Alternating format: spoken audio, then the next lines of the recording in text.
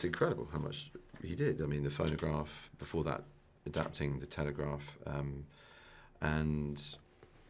but really, I mean, more than the sort of standalone inventions and patents and I think the highest recorded number of patents ever in the history of America, hence his moniker of being the greatest American inventor. He was the seventh child of seven, and it was a pretty humble beginning in life, and he was home educated. He attributes his learning and his voracious appetite for invention and the pursuit of new knowledge and understanding from his mother and from a particular book he read in childhood about the natural world.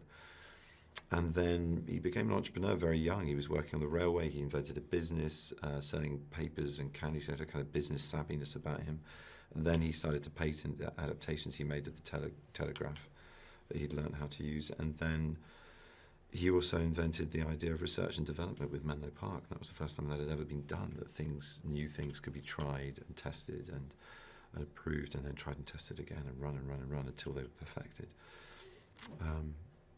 None of which is in our film, but those were the things interesting nonetheless. Did interest me. Well, that's why people should watch this. Yes.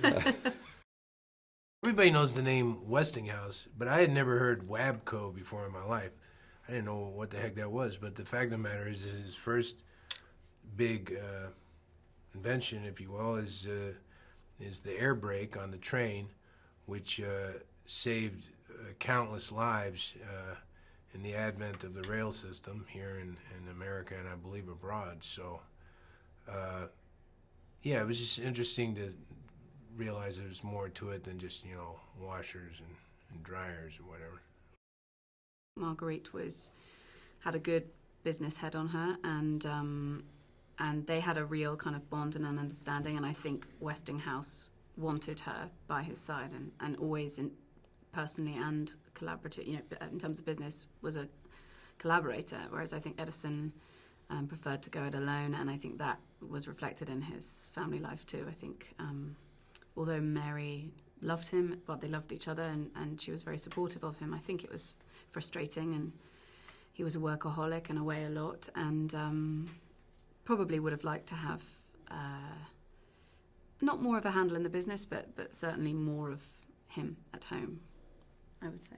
Yeah, I'd say. But neither of them could have done it the way they did it without that support in either, being a right-hand support or being someone who's happy to be, to be doing the things that Edison didn't want to do. I didn't think there'd be such a huge kerfuffle about it, really. I thought somebody just figured it out, and then they're like, well, I guess we'll let people do this. And but the fact that there's all this, of course, in retrospect, of course it makes sense, because there's going to be a feeling of ownership, like I'm the one who figured this out, and you do it my way, and you have me to thank for all this. And of course, that happens with any new advancement or development. But I didn't have any idea.